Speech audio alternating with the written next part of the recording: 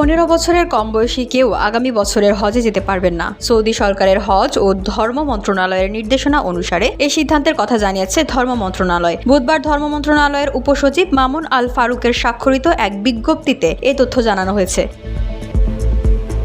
এতে বলা হয়, সৌদি আরব হজ ও উমরাহ মন্ত্রণালয় শিশুদের সুস্থতা ও নিরাপত্তার বিষয় বিবেচনা করে 2025 সালের হজ মৌসুমে পবিত্র হজ পালনে আগ্রহীদের সর্বনিম্ন বয়সসীমা 15 বছর নির্ধারণ করেছে, যা হজ যাত্রীর পাসপোর্টের জন্ম তারিখ থেকে ধরা হবে। সরকারি বেসরকারি উভয় মাধ্যমে নিবন্ধিত হজ যাত্রী, হজ এজেন্সি এবং হজ কার্যক্রমে সম্পৃক্ত ব্যাংক সহ সংশ্লিষ্টদের এ নির্দেশনা অনুসরণ করতে হবে। বসুন্ধরা, উত্তরা, বনশ্রী, কুড়িল ও বাড্ডা সহ রাজধানীর বিভিন্ন স্থানে অভিজাত ও অত্যাধুনিক মানের ফ্ল্যাট কেনার এক নির্ভরযোগ্য প্রতিষ্ঠান প্লেজেন্ট প্রপার্টিজ লিমিটেড।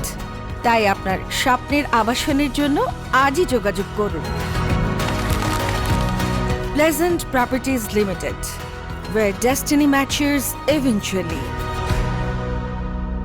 15 বছর বয়সী নিবন্ধিত শিশু হজ যাত্রী ও প্রযোজ্য ক্ষেত্রে শিশু হজ যাত্রীর সঙ্গে যাওয়া অভিভাবক হজ যাত্রীর পরিবর্তে প্রাক নিবন্ধিত হজ যাত্রীকে প্রতিস্থাপন করা যাবে। উপসচিব মামুন আল ফারুক গণমাধ্যমকে বলেন, সৌদি সরকারের নির্দেশনা আমাদের ফলো করতে হয়। 15 বছরের উপরে কেউ যদি হজে যেতে চায় তাকে অবশ্যই প্রাক নিবন্ধন করে যেতে হবে, আর তার নিচে তো যাওয়ার সুযোগ থাকছে না।